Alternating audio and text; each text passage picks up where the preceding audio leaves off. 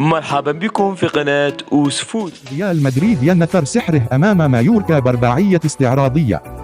ريال مدريد انتصارا عريضا بنتيجة 4-1 خلال مواجهة ريال مايوركا مساء اليوم الأحد ضمن منافسات الجولة الخامسة من بطولة الليجن في معقل الميرانجي ملعب سانتياغو برنابيو.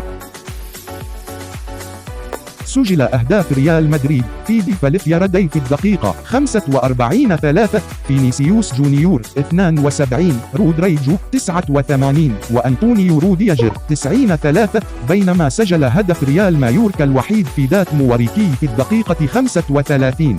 وبهذا الانتصار يستعيد ريال مدريد صدارة جدول ترتيب الليجا برصيد 15 نقطة وبفارق نقطتين عن الوصيف برشلونة، بينما تجمد رصيد ريال مايوركا عند 5 نقاط في المركز الثالث عشر. تهديد مبكر. بدأت المباراة بتهديد من الضيوف، حيث انطلق موريكي مهاجم مايوركا وصوب كرة قوية تصدى لها تيبو كورتوان حارس مرمى ريال مدريد في الدقيقة 1. وجاء الرد من ريال مدريد في الدقيقة 5 بتصويبة من داني سيبايوس لاعب خط وسط الميرانجي على حدود منطقة الجزاء، تصدى لها حارس مايوركا راجكوفيتش على مرتين. وصوب توني كروس لاعب خط وسط ريال مدريد كرة على حدود منطقة الجزاء مرت بجانب القائم الأيسر المرمى مايوركا في الدقيقة 14. طلق رودريجو داخل منطقة جزاء ريال مايوركا وسدد كرة أرضية أمسك بها الحارس راجكوفيتش في الدقيقة 27.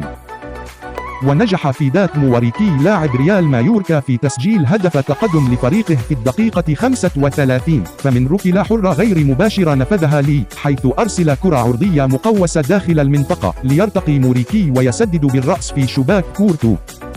هدف مارادوني. وأرسل فينيسيوس جونيور كرة صاروخية من خارج المنطقة لمسة الشباك الخارجية لمرمى مايوركا في الدقيقة 44. ونجح فيه فالفيردي لاعب خط وسط ريال مدريد في تسجيل هدف تعادل في الدقيقة 48، حيث انطلق بمجهود فردي وسدد كرة قوية على حدود منطقة الجزاء أقصى يمين الحارس راجكوفيتش. وانتهى الشوط الأول بتعادل الإيجابي بهدف لمثله.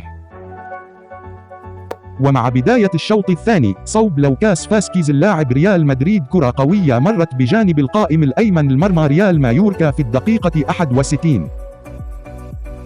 ونجح فينيسيوس جونيور في إضافة الهدف الثاني لريال مدريد في الدقيقة 72 بهدف برازيلي خالص، حيث تبادل التمريرات مع مواطنه رودريجو جويس قبل أن يضع فينيسيوس الكرة أسفل يسار حارس مايوركا. استعراض برازيلي.